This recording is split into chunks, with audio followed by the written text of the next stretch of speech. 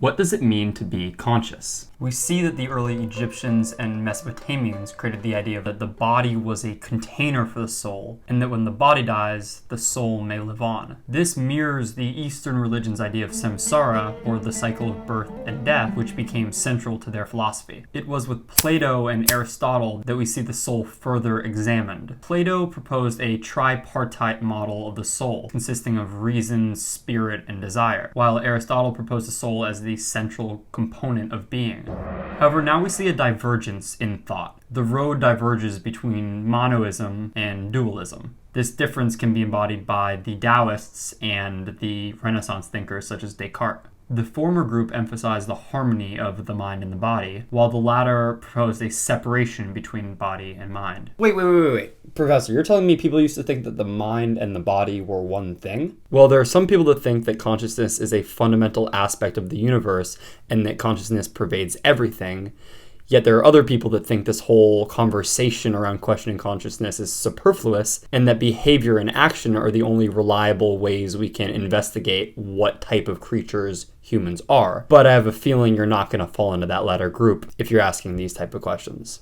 All right, Professor, I think I'm starting to make sense of this, but what have we learned recently? Like, these theories are all from 1,000 years ago. Well, as I'm sure you know, since you're on your computer right now rather than listening to me,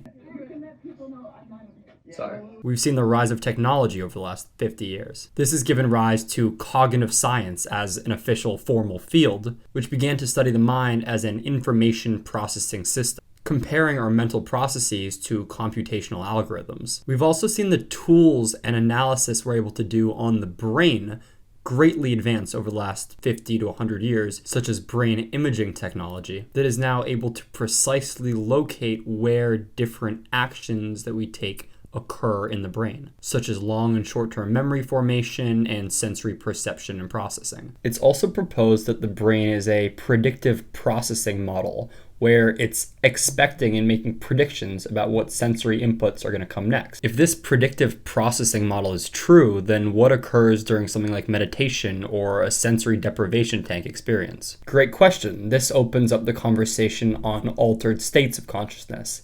But for that conversation, I need a little bit of backup from one of my good friends, Joscha Bach. So here he is. You tune out some of your abilities and you get access to new functional mechanisms. And you can learn, for instance, to control voluntarily some parameters of your physiology or of your cognition that would normally not be accessible. And then, of course, there are the altered states of mind. For instance, states of psychosis or of psychedelic states, in which you also have access to different mechanisms and lose access to others. I mean, can we just clap it up for Joscha Bach? He is such a G.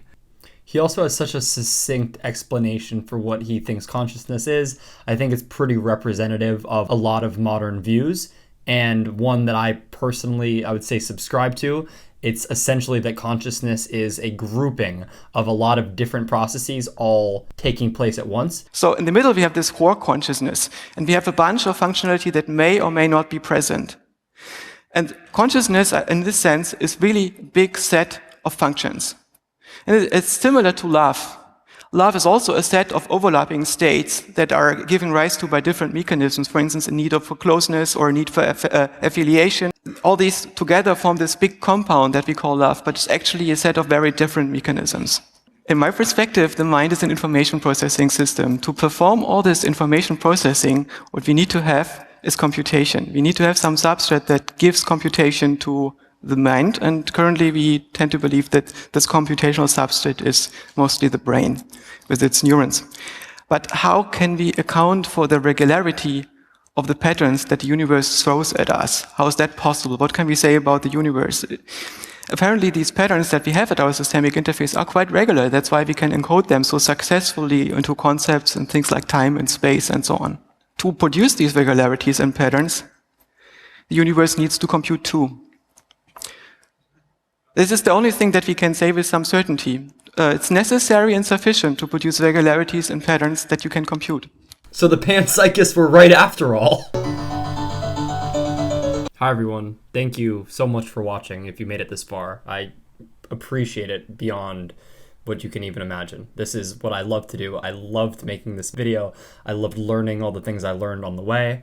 And just the act of creation is such a pleasure to me. So if anyone found any value from this video, that is even, double amazing. Obviously, any video on consciousness or attempting to explain it is going to be, let's say, lackluster, or at least in my heart is lackluster, right?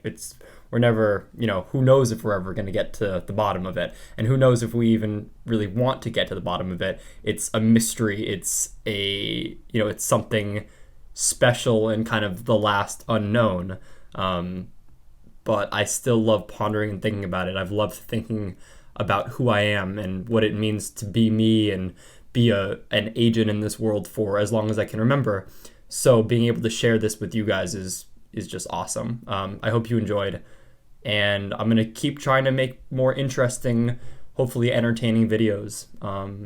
I wish I could meet every single one of the people that watches this video and finds value in it, and maybe we can one day.